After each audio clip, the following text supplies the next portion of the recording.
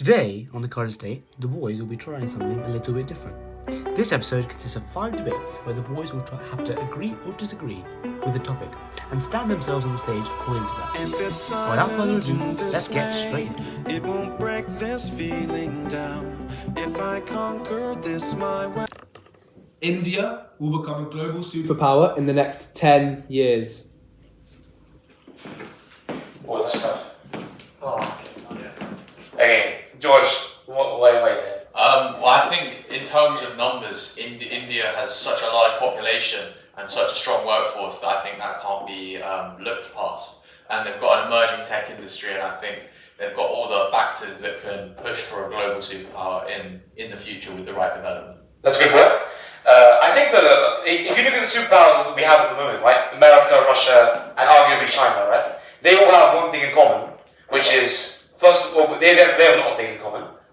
Like, they're all huge countries, they all have really big militaries, and I don't think India has that yet. I think maybe in 10 years, I don't think it's going to reach the level of military as the other two. For example, they don't have as much nuclear weapons as Russia and China.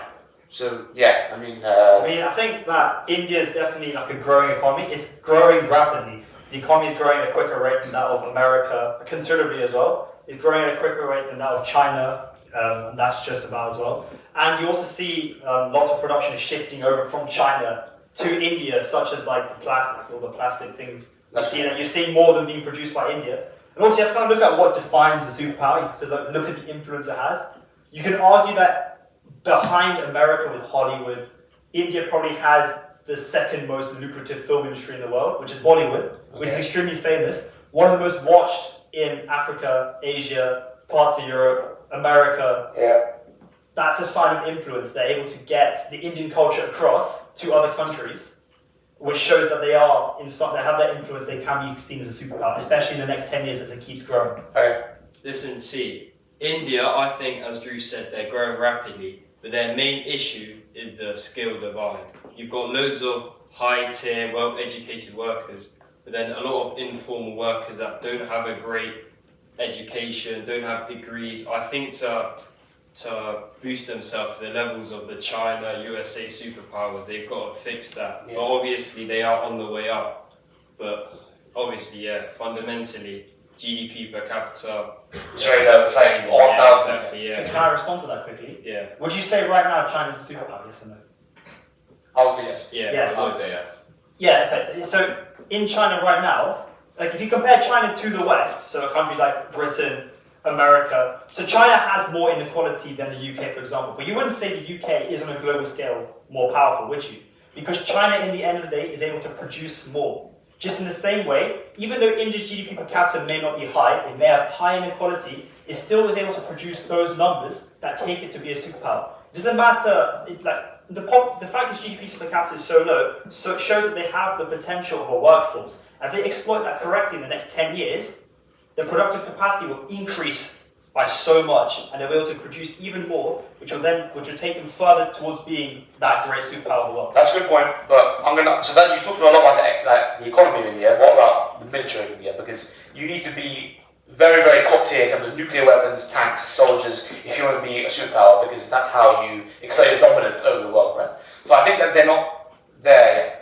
I think you've convinced me a little bit. I actually might move a little bit towards this side, because I think that they are one of the fastest growing economies in the world for a country with such a big population. So, convince me a little bit, but I still don't think in the next 10 years they will reach that. I'll try and move it even further along. Okay. You talk about India's military, and I completely understand. At the moment, it is the third biggest in the world, but it is that distance away from China and America. You can ask why this is. That's because It's historically... not the third biggest in the world. Is it It's, not? no. Actually, it's fourth, I think. Behind US, Russia, China. Oh yeah, fine. Okay, third or fourth. I think it is slightly disputed at the moment. However, India historically has been reliant on Russia for its military equipment, whether that be tanks, whether that be artillery. But in recent years, new projects have come under the Indian government, which have accelerated military advancement, whether that be developing the new weapons to take them into the new era of warfare. So the fact that India is now producing their own weaponry means they can control the rate in which they develop a bit easier now, which means that they'll be able to develop their army at a much quicker rate than they were before. So I believe that in the next 10 years, you may see rapid advancement of the Indian military, which would take them to those levels which we see from America and China. I think Drew's convinced me to Oh wow. step up. Okay. So I want why you strongly like you're very very over this. Well, I think in this sort of modern era, I think armies and military are actually becoming less and less important. I think something like a trade tariff can arguably be more damaging to a country than a strong military. I mean, for example, America and Russia, they've been stockpiling nuclear weapons for years and years. Yeah. But both governments understand and know that launching a nuclear war just wouldn't win for either side. It would be the end of the world. So something like a trade tariff, you see it with China and Trump, especially lately. They've been going ban for ban in terms of trades and tariffs. And I think if India can focus on a good economy and lots of production, I feel as though they can enter into the global superpower stage more as an economic force than a military force. The USA were a bigger reason the Allied powers won than the USSR. Oh.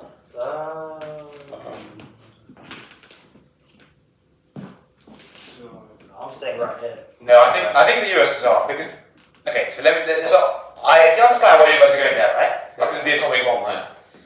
But I think first of all I would say that Japan in August, July, which is obviously who the atomic bomb was against, they were actually very weak militarily. You could argue that they would have probably fallen in the war maybe around 4 or 5 months after that due to their state. They already lost a lot of their colonies, which made up the Japanese Empire, so territorially they were very weak. And I think that the turning point in the war was the Battle of Stalingrad, which was all the USSR. They drove Germany all the way back from their eastern territory all the way to Berlin, and then eventually Nazi Germany collapsed in early 1941. So that's my opinion. Well, I mean, I think that's a fair point to make, but if we're doing would've, could've, should've's, I mean, say for miraculously Nazi Germany had won the war on both fronts. Say they'd invaded Britain successfully and they'd won the Battle of Stalingrad and invaded Russia successfully. They would have had a massive foothold in Europe. They would have conquered Europe essentially.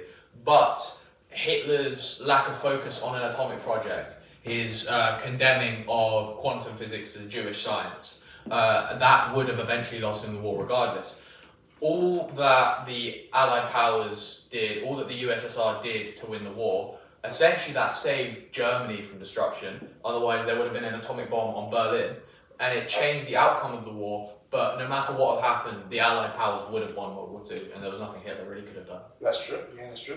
But then also you have to remember that USA only got involved in the war after around 1941. So the USSR did a lot more fighting. They committed a lot more troops, a lot more money to the battle. So I feel like in the long term as well, they're bigger, of course. Yeah. No, to be fair, I'm in the middle because I can kind of see a world where the USSR would have won World War II without American intervention. But I can also see America winning World War II without USSR's intervention. The only difference I can see is that it would have lasted a lot longer. I mean, this war could have probably ended in the 1950s if both of these countries didn't ally together. No, I agree. Yeah. And do this. I mean, from your point of view, if the USSR folded earlier, America would have probably just dropped the atomic bomb, and you said that's what I said. Exactly. Will they really do that though? I think no, they definitely would have. They did it without much haste in Japan, and They did it twice in Japan. they did it twice in Japan. I don't see any reason why they would not have done it in Germany. On the other hand, though, I do still feel like the USSR could have potentially beaten Nazi Germany. After all, they did the bulk of the fighting in Europe. I think they took 80% of German casualties throughout the war. So from the USSR side, that was on the eastern side. But it would have been a lot heavier, it would have been a lot more bloody because America did the bulk of the fighting in the West.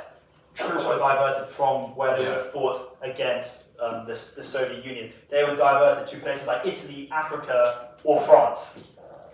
Without American intervention, it would have been a lot longer, but I still see a world of the USSR won. See, for me, I'm only here because I can understand these points. But for me, the key is America. They weren't like in Europe involved the same as everyone else. They were mainly focused on attack, other than I guess you could say in the East. But the USA, they produced more supplies for anyone in Europe than all the Axis powers together. I think their riches, their might, it wasn't even close. They can come to Europe and just attack, you know, like they don't have to worry about anything else. Yeah, and adding on to that, I mean, you can see there's a clear turning point in the war the second the US started contributing resources and soldiers and stuff. I mean, there's just a clear turning point. I mean, for the first 2 years, it was Germany dominance, and then the second they started bombing American boats and America entered the war, completely changed the story. Actually, you know what, on that point, I think your point about the turning point is actually quite convincing, because that is very noticeable as well, actually. So I might myself shift over. Or George, you convinced me. Hold on. Okay, but that's good. At the same time, though, do you not think that we shouldn't look at it as in what would happen, what would happen? I agree, actually. Now you've got me to think. But let's look at what actually happened. And what actually happened was the Battle of Stalingrad and the atomic bomb. We look at these two things, and as I said before, I do feel that Japan would fall in very, very soon, even if the atomic bomb was dropped. That was because the war in Europe had already ended due to Stalingrad, due to Russia, and their military excellence there. And in my opinion, I just feel like that the Battle of Stalingrad was more key than the atomic bomb dropping. And that's what I'm saying. Obviously, the atomic bomb did end the war, but exactly what I've been saying. I think Japan would fall. I'm going to disagree with you there. You did say that the war in Japan would have ended quickly.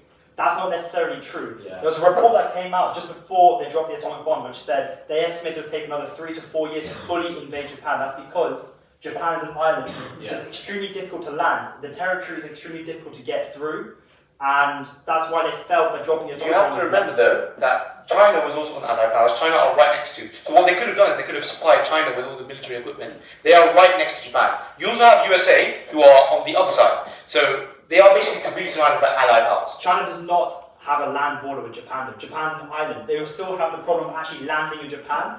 And we saw with the D-Day landing, right? Landing a large amount of forces on enemy soil is extremely difficult. D-Day saw a large amount of deaths as well. The same thing would have happened here, but on a much larger scale, because you're landing on their home territory against a Japanese army that would have prepared for this. You know what? You convince me. I'll join you guys. I'll join you guys. The Premier League should get rid of VAR. Oh, I knew you were going to get that. I'm surprised.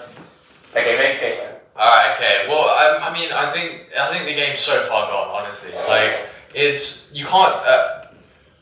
Arguments against it are fans can't celebrate goals because there's always that sort of overclouding fear that it's going to be ruled out for offside or something, and it's led to officials over-analysing goals. Yeah. For example, I mean, someone will score a goal, no one on the pitch will complain.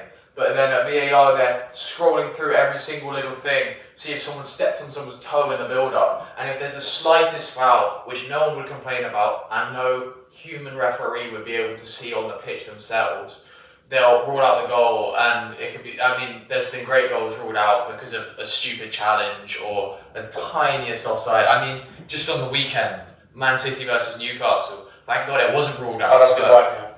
Joe Linton was almost offside. I mean, it was literally the corner of Diaz's shirt was playing him on. And I mean, I think it's just silly that something should be ruled out by such tight margins. What I will say is though, is that VAR or is that the rules of the game? Because I'd argue that's not actually what VAR is. That's what you're just arguing. That's not you're arguing about what the offside rule is. I think that VAR is actually very good. I think that not very good, but I think it needs improvement. But I think if you give it better referees, because in the Premier League we don't have as good referees as we do.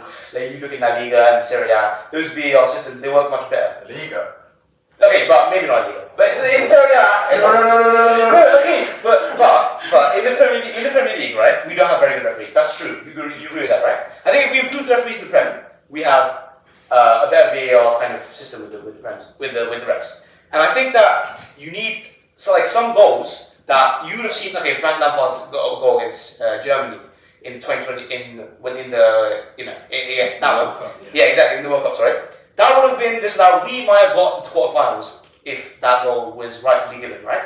And these are things that this is the rules of the game, and these goals should be given, right? So VAR, I don't think VAR gets it right most of the time. That's fine. And also, offside is quite a binary thing as well. You're either on or you're off.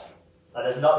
Yeah, but then I mean, you get instances like that Tottenham versus Liverpool game where a VAR miscommunication for a clear onside goal led to an offside free kick being given. That's and true, that but outrage. That's true, but the linesman should have given it in the first place. I reckon that's more of the linesman's fault because, in my opinion, how do you give that offside? I have no idea in the first place. I think it was quite a bit. When you're talking about Liverpool Tottenham, right? Yeah. Yeah. So you haven't really seen you haven't seen many cases like that. I mean, VAR has actually improved accuracy by 15 to 20% overall, right?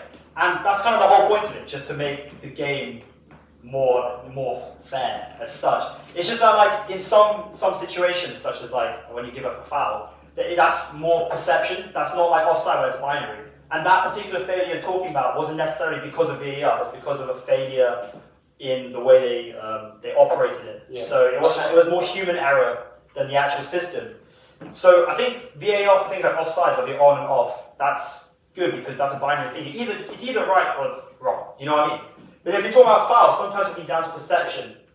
So that's where handballs is very subjective. Handballs is very subjective. That's where like you can take the same handball and give it to two different VAR operators, and they give different decisions sometimes. So maybe like what I think is that like in other sports such as like cricket, for example, they have a system called umpire's call. So if it's subjective in any way, because the system can sometimes be wrong, they stick with the original on-field decision, right? Maybe something similar to comes to football, where if it is that subjective, you don't leave it solely to the operator. You can make sure that some of the referees' judgment stays in there through like, so if it's close, if it's like a subjective handball, whatever the referee says is what happens. Yeah.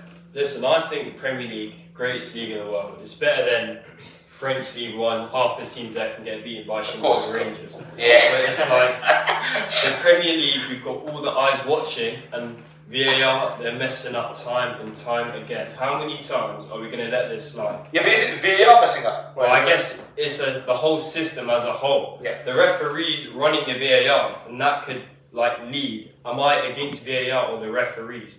But for this point, I'm going to say VAR, as George said, kills excitement. If you ever watched a game in the Championship, it's pure emotion, tension. When you score a goal, you can celebrate.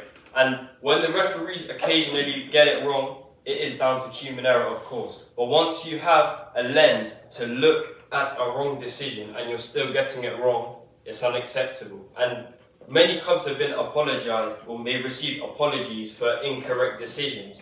But this is the Premier League in the world. One day, a team is going to suffer relegation, lose hundreds of millions of pounds, players getting out of jobs just over a simple mistake. The United Kingdom should abolish the monarchy.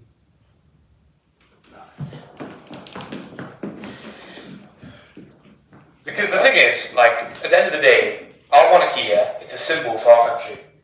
You know, when Queen Elizabeth was alive, she might have been the most popular person on the world, or most famous person in the world. She was like the figurehead of the United Kingdom. And I just think it's been like our country is known for having monarch. It's embedded in the history of our country since all those years ago with Alfred the Great, Battle of Edington. Since then, it's been king after king after king, queen after queen. And like, why would you want to get rid of that? Well, I mean, I think you just can't convince me that one individual should be born into and entitled to that much wealth when this could be, redistributed. Or I mean, Andrew, basically a nailed-on pedophile, is being shacked up in some fancy house somewhere, getting free meals. Living a life of luxury. I don't understand why he should be entitled to that by his birthright when the rest of us have to work hard, go to school, and graft for a living. I'll say a couple of things on that. So the amount of money that actually goes into the royal family is around 200 million a year, right? That may seem like a lot of money, but if you look at it in the perspective of taxpayers, that's around £2, £3 a year. That's not. That is an amount of money. That's not that significant, right? It's not. Sorry? It's a Mars bar. It's a Mars bar, yeah. That's one less Mars bar for you It's not. each year. I understand.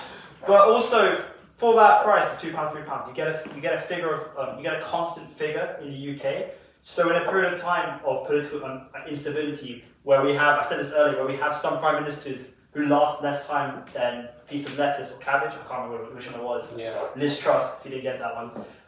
In a period of time where you have politicians like that, having that one figure who's able to stay in power for that the amount of decades that Queen Elizabeth was able to do so, and that monarchs in the past have been able to do so, is something which is very powerful for a country. I would say though, like I know I am on this side, but I would say like having the person in power is constant. Like, what do they actually do with it? That's the question. It's a figurehead. It's a constant for the UK.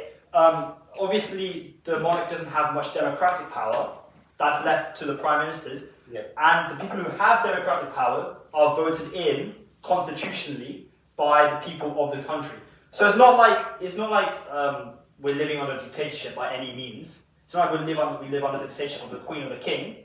We still live under the people who make the democratic choices. We have voted them in. So I still don't really see the problem of the monarch. See, I think we're also in quite a turbulent time in this country. I think removing a monarch would be quite unknown horizons. We don't know what could happen, and in this time, I just think it's not feasible at the minute. I mean, you make that point about them being like a stable sort of figurehead, a rock that people can look to. I could not tell you one person that actually strongly cares about King Charles and looks to him as a source of inspiration. And I mean, you say this only equates to like £2 or £3 of taxpayers a year. That's the wrong way of looking at it. The way you should be looking at it is 200 million a year, which could be spent on something like public services or education or healthcare, rather than sort of 20 people that were born into wealth and have never had to work for anything for their lives. And I mean, there's arguments that they bring a source of revenue and income. I live next to Windsor, which is obviously a touristy town that relies on the royal family to generate income and industry. But I really think if you abolish the monarchy, people would still come to see the castles. They'd still come. It's more about the history than the current monarchy. That's a good point you made, because in France, I can't remember the actual name of the landmark, there is like the old royal palace, and there's obviously not a monarch there, but people still come and visit it, so I appreciate that point. But having that current figure who people look at, because if you don't live in the UK, the idea of the British monarch is like a bit mysterious in a way. Like, if you go to countries like France, Spain, they do look at the British royal family like in a bit of a mysterious way. Like, oh, these are like, it's quite a historical thing. So also abolishing it would be just totally unnecessary, I think, because why spend money on abolishing the monarch? It brings in I think it brings in around 500 million a year. Exactly, it's quite profitable. So why spend money in abolishing the monarch when you can spend money on things like education or healthcare? And also, I think it makes up what Britain is. Like, there's a big propaganda element when it comes to the history of our country, right? We were the biggest country in terms of the biggest empire ever, right? And we were led by Queen Victoria at that point, okay? That was the leader. So I think that if you get rid of what that has, you're kind of just saying that our history was irrelevant. That we've been known for having an important king, an important leader, an important queen throughout ever. And I think that is just kind of disregarding the great nation or great country that we are. I'm conflicted, because is all of the elements of the royal family of this country great? And because of that, I think I'm gonna switch to this side. This is what I was about to close on. I mean, you say how it's a representation of our history and it's something we should be proud of, whereas I would argue that the royal family represents more of a side of our history we should be ashamed of, with colonialism and the empire, which probably indirectly led to the deaths of hundreds of millions and the suffering of hundreds of millions more. University degrees are not worth it.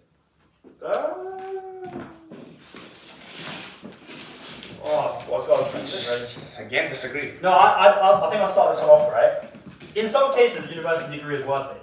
So, on average, it increases the general wage you can expect to earn by 15 to 20%, right? But you have to say that in certain degrees, it's not as, like, if you do specific degrees, it may not help you as much in the future.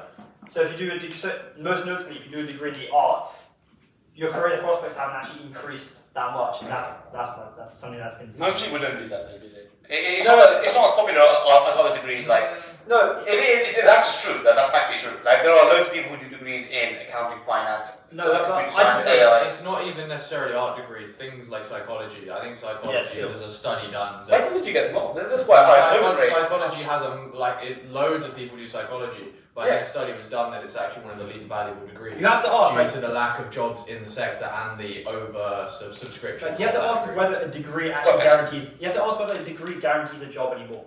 If you do a degree in a specific field, are you guaranteed a job when you leave? And I think that right now, No, that's the true. answer isn't necessarily yes. No, you're right. If you do a degree, like I'm not saying that if you want to do medicine, you just don't do a degree because that's just That's required. That's just not very smart, Yeah. is it? If you want to do an economics degree can also help in Yeah. some cases, right? Very Medicine, flexible. economics, dentistry, those are all things that you may need if you want to pursue those in the future, right? But at the moment, many employees actually favor hands-on experience. For example, Google, they've removed the requirement for you to have a degree. They'd rather you have experience some way, maybe through an apprenticeship, and then you progress into the job like that. I think though that degrees can be sometimes like they can be a bit useless, right? Well, not useless, but they might not be as useful as people would think. But I do think that it depends on the university you go to. I think that some employers like to look at the name of the university you go to, and that has a big impact. For example, if I had an economics degree at Cambridge, I think that an employer would be much more likely to employ me if I had, for example, a degree at East Anglia or something. That's a pretty narrow view, though, because how many people get an economics degree from Cambridge at the end of the day?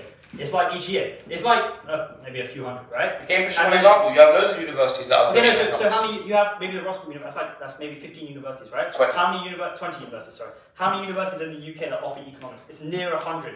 If you're from the bottom 60 of those universities, maybe even 70 of those universities, your career prospects are heavily hindered. But you know, You spend £30,000 on a degree that you may not even increase your job prospects. I never said that if you go to like East Anglia University and you get economics, you won't get a job. I didn't say that. I said you're more likely if you go to a top university. Okay, that's what I'm saying. So just make sure you get all your arguments right. Okay. Is it better to have an apprenticeship? Is it better to do an apprenticeship than get an economics degree from maybe a university that's ranked between 30 and 50 in the UK?